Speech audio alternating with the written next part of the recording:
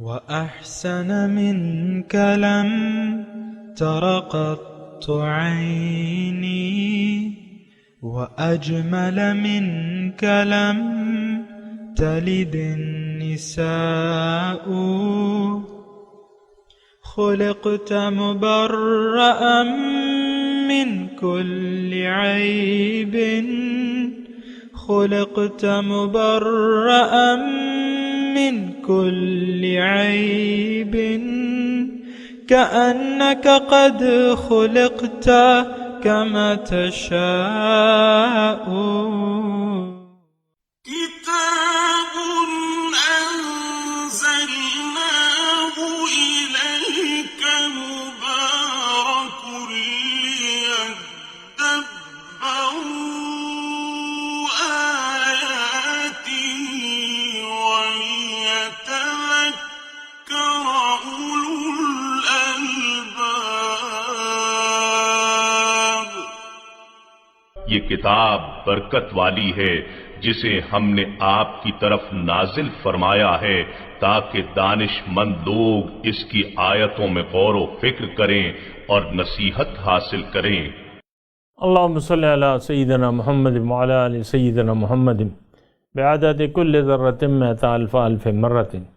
سامعین کرام، السلام علیکم ورحمۃ اللہ وبرکاتہ۔ سورہ الحجر آیت نمبر 95 سے 99 تک آج زیر مطالعہ ہیں۔ سورت اختتام پذیر ہو گئی ہے۔ آج کے سبق کی ایک ہی موضوع ہے، وہ یہ ہے کہ حق کو باطل کی تدبیروں سے گھبرانے کی ضرورت نہیں ہے۔ اس کے ساتھ ہی سامعین کرام، آئیے آج کے سبق کا آغاز کرتے ہیں۔ سب سے پہلے گزشتہ سبق کی دہرائی ہوگی۔ فاصدع بما تؤمر وأعرض عن المشركين۔ بس آپ وہ باتیں اعلانیہ کہہ ڈالیں جن کا آپ کو حکم دیا گیا ہے، اور آپ مشرکوں سے منہ پھیر لیجئے۔ سامعین کرام، سورہ الحجر آیت نمبر 95 سے ہے آج کا سبق۔ لفظی ترجمہ: انا کفیناک المستہزئین۔ ہم جو آپ کا مذاق اڑاتے ہیں، ہم ان کے لیے کافی ہو جائیں گے۔ الذین یجعلون مع اللہ الہا آخر، یہ وہ لوگ ہیں جو اللہ کے سوا انہوں نے بنا لیے ہیں اللہ کے سوا اور معبود۔ فسوف یعلمون، جلدی ان کو پتہ لگ جائے گا۔ تو جو گزشتہ سبق تھا سامعین کرام، اللہ تعالیٰ نے اس میں فرمایا تھا کہ فاصدع بما تؤمر واعرض عن المشرکین۔ جو آپ کو حکم ہو رہا ہے اس کا علی الاعلان چرچا کیجیے اور مشرکوں سے اعراض کیجیے، یعنی اپنے کام سے کام رکھیے، اپنی تبلیغ اور اس کی ذمہ داریوں سے عہدہ برا ہوئیے، اور وہ تبلیغ علی الاعلان کیجیے اور مشرکوں سے اعراض کیجیے، اور جو لوگ آپ کا مذاق اڑاتے ہیں ان کے لیے ہم کافی ہیں۔ یعنی اس میں نقطہ یہ ہے سامعین کرام، یہ آپ کو میں نے بتایا ہے کہ یہ آیات جو ہیں بالواسطہ امت کے لیے ہیں، کیونکہ ہر امتی، حضور صلی اللہ علیہ وسلم کا ہر امتی جو ہے وہ داعی ہے، اور اس کو وہ تمام حالات، یعنی اپنے اپنے درجات کے حساب سے جو تبلیغ کے سلسلے میں جو تکلیفیں اٹھانا پڑتی ہیں، وہ تمام اس سے وہ ان پہ آئیں گی۔ یعنی امتی پہ جو داعیان الی الحق ہے ان پہ وہ تکالیف تمام آئیں گی۔ حق کا ہمیشہ حق کی مخالفت ہوئی ہے، اہل حق کا مذاق اڑایا گیا ہے سامعین کرام، اور پھر اللہ تعالیٰ کے جو رہنمائی ہے اس کے مطابق مومن جو ہے اپنی تبلیغ کا حق ادا کرتے رہتے ہیں، اللہ تعالیٰ ان کے لیے کافی ہو جاتا ہے۔ یہاں بھی یہ ہے کہ انا کفیناک المستہزئین، ہم آپ کا مذاق اڑانے والوں کے لیے کافی ہو جائیں گے، یعنی ان کی تدبیروں کا جواب ہم دیں گے، ان کا استہزاء جو ہے اس کا جواب ہم دیں گے۔ یہ قسم کی تسلی ہے سامعین کرام، ورنہ مومن جو ہے وہ لا یخافون لومۃ لائم، وہ کسی ملامت کرنے والی کی ملامت سے نہیں ڈرتا۔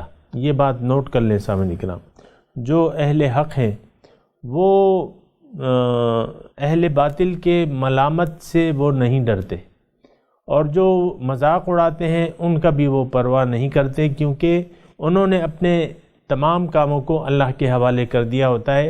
وَأُفَوِّضُ أَمْرِي إِلَى اللَّهِ إِنَّ اللَّهَ بَصِيرٌ بِالْعِبَادِ۔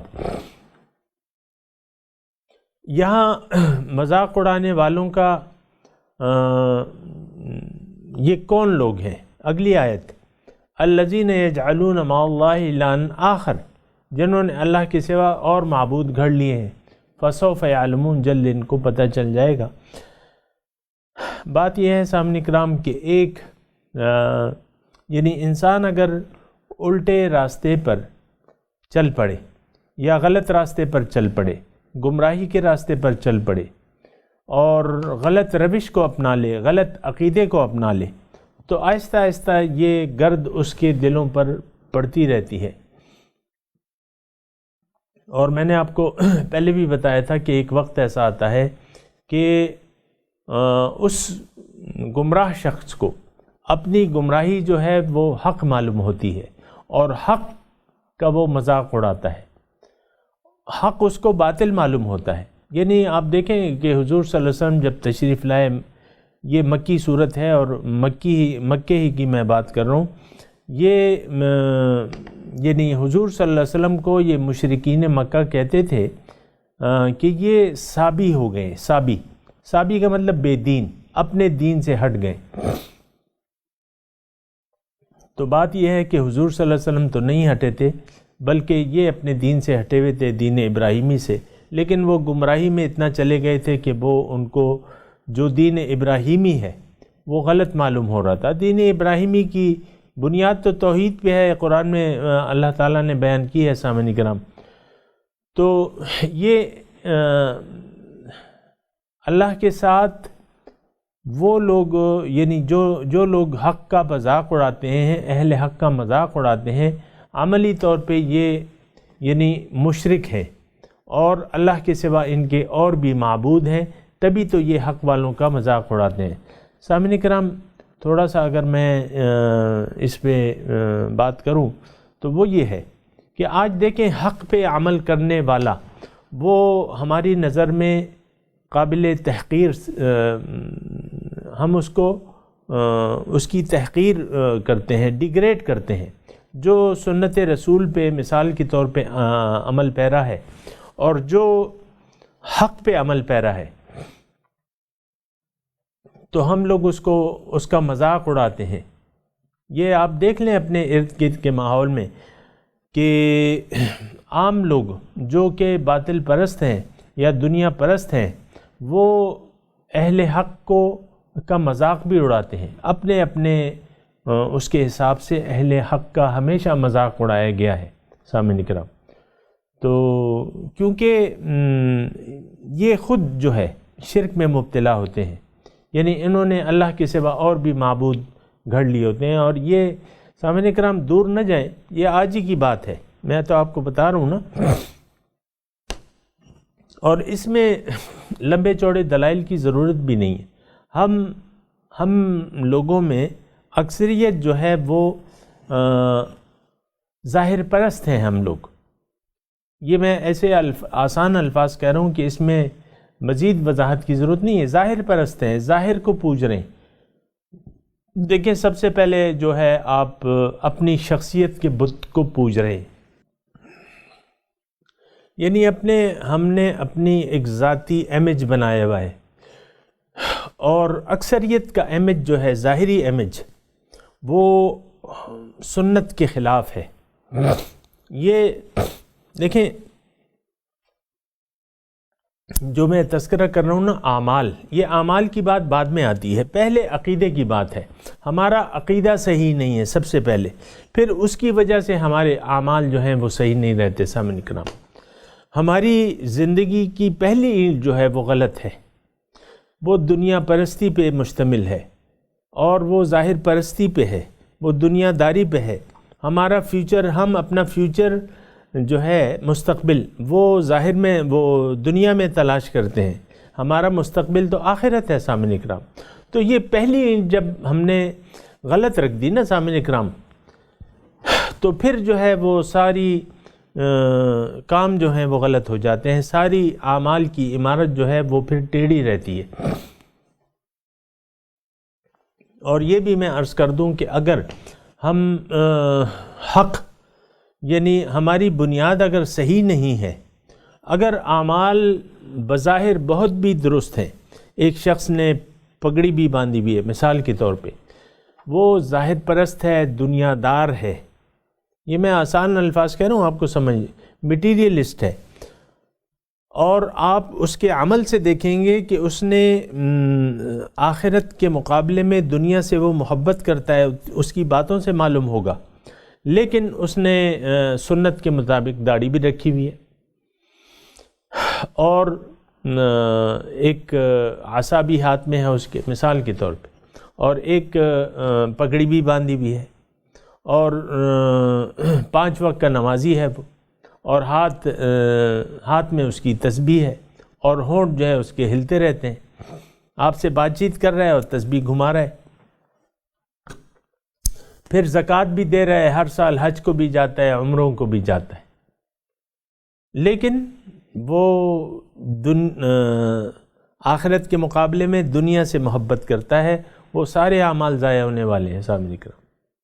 یہ تو قرآن کا مضمون ہے نا. آپ دیکھیں ظاہری اعمال بعد میں دیکھے جائیں گے، اول آپ کی نیت دیکھی جائے گی. تو نیت کو درست کرنے کی ضرورت ہے. دنیا اچھی چیز ہے، اگر مقصود اللہ ہو، مقصود آخرت ہو تو دنیا بڑی پیاری چیز ہے. دنیا تو کمائی کی جگہ ہے، دنیا کمائی کی جگہ ہے. یا آخرت اور جنت اس دنیا سے کمائی جاتی ہے، آخرت خریدی جاتی ہے، جنت خریدی جاتی ہے. اللہ کا دیدار اس دنیا کو برتنے کے ذریعے ہم اللہ تعالیٰ کے دیدار کے اہل ہو سکتے ہیں. یہ بڑے قیمتی جملے ہیں سامعین کرام جو میں کہہ رہا ہوں. اس دنیا کو استعمال کرنے سے ہم اللہ کے دیدار کے اہل ہو سکتے ہیں، ہم اس کے قریب ہو سکتے ہیں، ہم اس کی معرفت حاصل کر سکتے ہیں. یہ کیا؟ یہ ہم دنیا کو استعمال کرنے کے ذریعے. میں آپ کو کہتا رہتا ہوں دنیا بذات خود جو ہے وہ اچھی چیز ہے اگر مقصود اور نیت صحیح ہو. مقصود اگر اللہ ہو اور نیت صحیح ہو، خالص، یعنی آپ دین کو اللہ کے لیے خالص کر دیں. قرآن کی زبان کی طرف میں آج وَأَخْلَصُوا دِينَهُمْ لِلَّهِ، دین طرز زندگی کو اللہ کے لیے خالص کر دیں اور کہہ دیں کہ ان صلاتی و نسکی و محیایا و مماتی للہ رب العالمین. میری نماز، میری قربانی، میری زندگی، میری موت اللہ کے لیے ہے جو کہ رب العالمین ہے. تو پھر تو بڑی پیاری چیز ہے دنیا. یہ تو سرمایہ ہے اللہ تعالیٰ نے ہمیں دیا ہے. اس سرمایے کو دے کے اللہ تعالیٰ کے حوالے کر کے اللہ کا قرب، اللہ کا دیدار اور اس کے ملاقات کے ہم اہل بن سکتے ہیں سامعین کرام. لیکن اگر دنیا مقصود ہو گئی، دنیا کی محبت دل میں راسخ ہو گئی، اور یہ کہنا پڑے گا سامعین کرام کہ ہم میں سے اکثریت ایسی ہی ہے کہ وہ دنیا کو پسند کرنے لگی ہے، اور حب دنیا اس کے دل میں ٹوٹ ٹوٹ کے بھری ہے. وَتُحِبُّونَ الْمَالَ حُبًّا جَمًّا، مال سے تو تم بہت محبت کرتے ہو. وَإِنَّهُ لِحُبِّ الْخَيْرِ لَشَدِيدٌ، خیر کی محبت میں یہ بہت زیادہ سخت ہے، بہت سخت محبت ہے اسے دنیا سے. آپ دیکھ لیں اپنے دلوں کی حالت دیکھ لیں.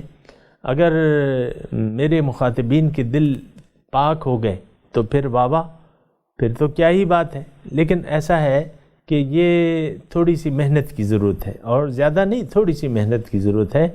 فَسَنُيَسِّرُهُ لِلْيُسْرَ، اللہ تعالیٰ جو بھی حق کے طالب ہیں اللہ تعالیٰ فرماتا ہے کہ میں ان کو آسان راستہ مزید آسان کر دوں گا.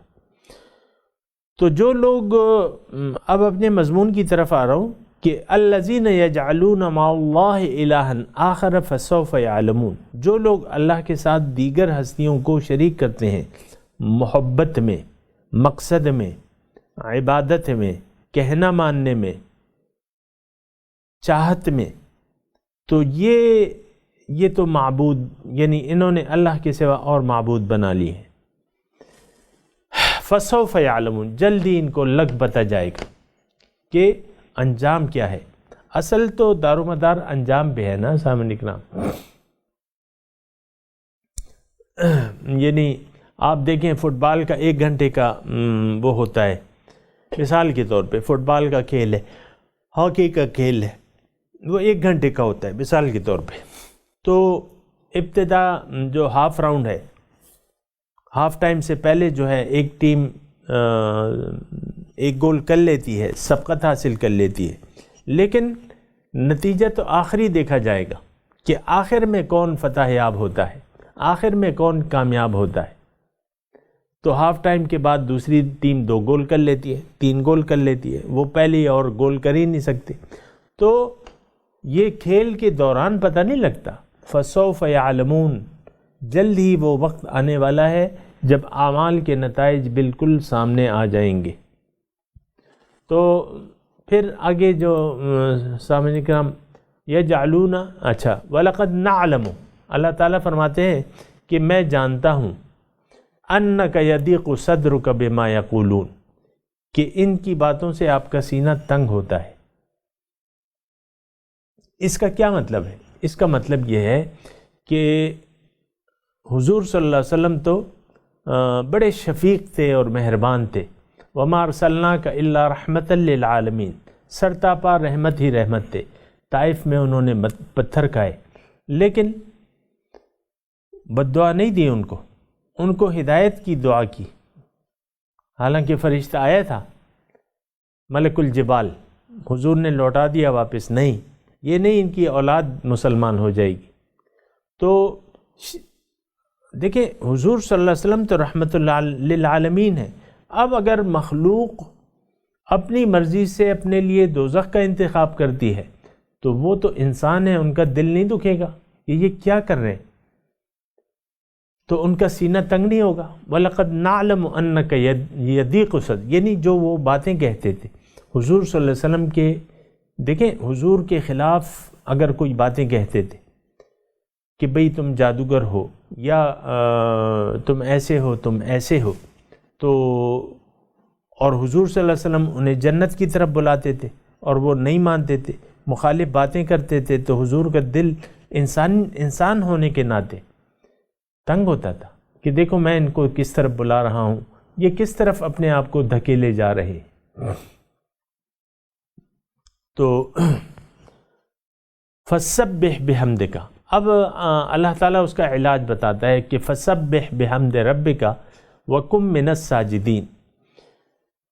لفظی ترجمہ پہلے سن لیں، فَسَبِّحْ، پس آپ اپنے رب کی تعریفوں کی تسبیح بیان کیجیے۔ فَسَبِّحْ، تسبیح بیان کیجیے، پاکی بیان کیجیے اپنے رب کی تعریف کی۔ وَكُن مِّنَ السَّاجِدِينَ، اور آپ جھک جانے والوں میں سے ہو جائیے۔ یہاں سجدے سے مراد وہ اصطلاحی سجدہ مراد نہیں ہے، جھکنا مراد ہے، یعنی آپ رب کی رضا کے سامنے جھک جائیے۔ اور فَسَبِّحْ بِحَمْدِ رَبِّكَ، اس کا معنی بعض مفسرین نے لکھا ہے کہ سبحان ربی العظیم، کہ آپ زبانی تسبیح کیجئے۔ وہ معنی تو اپنی جگہ درست ہے، میں یہ نہیں کہہ رہا کہ وہ غلط ہے، لیکن اس کا ایک اعلیٰ معنی اور بھی ہے سامنے کرام۔ فَسَبِّحْ بِحَمْدِ رَبِّكَ، دیکھیں کائنات میں جو کچھ بھی ہو رہا ہے وہ رب کی مرضی سے ہو رہا ہے، جو چیز بھی ہو رہی ہے، یعنی اللہ تعالیٰ نے مخلوق کو آزاد پیدا کیا ہے۔ یہ بات تھوڑی سی غور سے سنیں، اللہ تعالیٰ نے انسان کو آزاد پیدا کیا ہے، اور اس کو دین کے بارے میں اس پہ جبر نہیں کہا ہے، اور اس کو ایک منزل بتا کے اس کو آزاد چھوڑ دیا ہے۔ وَقُلِ الْحَقُّ مِن رَبِّكُمْ فَمَنْ شَاءَ فَلْيُؤْمِنْ وَمَنْ شَاءَ فَلْيَكْفُرْ، دیکھو حق جو ہے وہ رب کی طرف سے ہے. اب جس کا جی چاہے ایمان لے آئے، جس کا جی چاہے نہ لائے، انکار کر دے. رب پہ تو کوئی فرق نہیں پڑتا. دوسرا، جو لوگ مخالفت کرتے ہیں وہ حقیقت میں حق کو بڑھاوا دیتے ہیں. مثال کے طور پہ حضور صلی اللہ علیہ وسلم جب تبلیغ اولین دن تھے، حضور صلی اللہ علیہ وسلم مختلف قافلے آتے تھے حج کے موقع پہ، تو انہوں نے اور حضور صلی اللہ علیہ وسلم ہر کے پاس جاتے تھے تبلیغ کے لیے چونکہ حکم تھا، تو انہوں نے مختلف ٹولیاں اور گروپ بنائے ہوئے تھے. وہ حضور کے جانے سے پہلے تمام حاجیوں میں پھرتے تھے کہ بھئی ہمارے ہاں ایک ایسا شخص آیا ہے جو کہ جس کا بیان جادو ہے اور وہ لوگوں کو اپنے جادو میں لے لیتا ہے، بہت پر اثر کلام ہے اس کا، تو تم لوگ ان کی بات نہ سننا، ایسے نہ کہ تم ان کے سحر میں گرفتار ہو جاؤ. اب یہ وہاں جا کے لوگوں میں حضور صلی اللہ علیہ وسلم کا ڈھنڈورا کرتے رہتے تھے، تو ان کا تجسس بڑھ جاتا تھا کہ بھئی دیکھیں یہ کیسا بیان ہے، یہ کیسا شخص ہے، ہم تو اس کی بات سنیں گے. دل میں وہ کہتے تھے، تو پھر سنتے تھے حضور صلی اللہ علیہ وسلم، اور جب سنتے تھے تو وہ اثر کرتا تھا پھر، اور وہ بات صحیح ہوتی تھی. یہ تو نہیں کہ کوئی جادو کا منتر ہوتا تھا. ایک چھوٹا سا واقعہ، ایک صاحب تھے، صحابی تھے، مکے کی بات ہے، وہ سحر کا علاج کرتے تھے، جادو ٹونا اس کا علاج کرتے تھے، نظر کا علاج کرتے تھے. تو باہر سے آئے تو حضور صلی اللہ علیہ وسلم کے بارے میں سنا، لوگوں نے انہیں بتایا، تو انہوں نے کہا کہ اس کا علاج تو میرے پاس ہے، اس پہ اگر کوئی اثر ہوا ہے، یعنی جادوگر بھی کہتے تھے یا سحر کہتے تھے ان کے کلام کو، تو ان کے دل میں ایک ہمدردی پیدا ہوئی. حضور صلی اللہ علیہ وسلم کے پاس گئے اور ان سے حضور سے فرمایا کہ حضور میں جادو کا توڑ ہے میرے پاس، یہ سحر کا علاج ہے میرے پاس. تو حضور صلی اللہ علیہ وسلم نے چند کلمات پڑھے،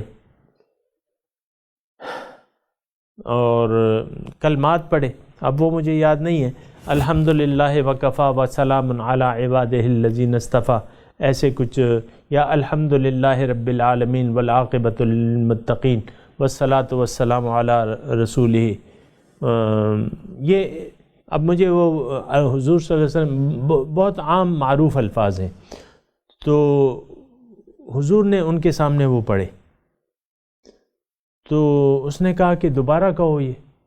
پھر دوبارہ حضور صلی اللہ علیہ وسلم نے وہی کلام دبایا، پھر 12 ان سے کہلوایا، اور پھر جب 3 بار کہہ دیا تو حضور سے فرمایا کہ ہاتھ ادھر کیجیے، میں اسلام قبول کرتا ہوں. تو یہ یعنی آپ کو جو پہلے میں نے مکے کے لوگوں کی مخالفت کا انداز بتایا، یہ بھی اللہ تعالیٰ کی طرف سے سامعین کرام حق کی مخالفت جو ہے وہ تو حق کو مزید بڑھاتی ہے، حق کو مزید بڑھاتی ہے. وہ اقبال کا ایک شعر بھی ہے نا کہ تندیے باد مخالف سے نہ گھبرا اے عقاب، یہ تو چلتی ہے تجھے اونچا اڑانے کے لیے. تو دیکھیں اب یہ اصل میں مضمون جو ہے یہ بالواسطہ امتیوں کو بیان ہو رہا ہے کہ تم اپنا کام کرو اور دیکھتے رہو، جو تمہاری مخالفت ہو رہی ہے اس کے ذریعے میں تمہاری دعوت کو بڑھاوا دوں گا. وَسَبِّحْ بِحَمْدِ رَبِّكَ وَكُن مِّنَ، اور تم صرف جھکے رہو، اللہ کے حکم کے سامنے جھکے رہو. وَعْبُدْ رَبَّكَ حَتَّىٰ يَأْتِيَكَ الْيَقِينُ، اور اپنے رب کی بندگی کرتے رہو یہاں تک کہ تمہیں یقین آ جائے. یعنی رب کی بندگی آخر تک، اور رب کی بندگی کرتے چلے جاؤ. سامعین اکرام،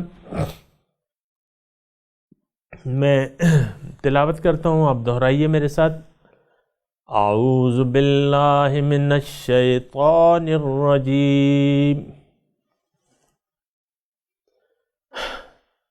بسم اللہ الرحمن الرحیم. انا کفیناک المستہزئین،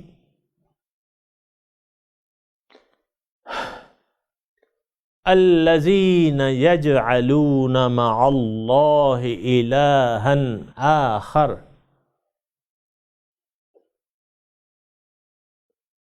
فسوف یعلمون۔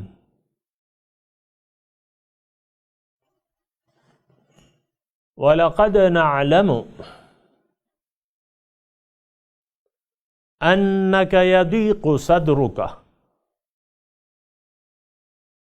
بِمَا يَقُولُونَ فَسَبِّحْ بِحَمْدِ رَبِّكَ وَكُن مِّنَ السَّاجِدِينَ وَاعْبُدْ رَبَّكَ حَتَّى يَأْتِيَكَ الْيَقِينُ۔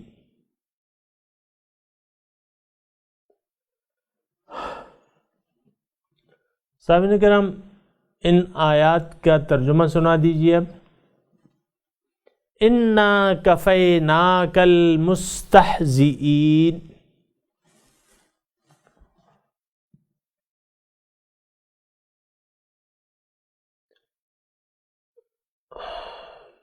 جو آپ کا مذاق اڑاتے ہیں ہم ان کے لیے کافی ہو جائیں گے۔ الذین یجعلون مع اللہ الہا آخر،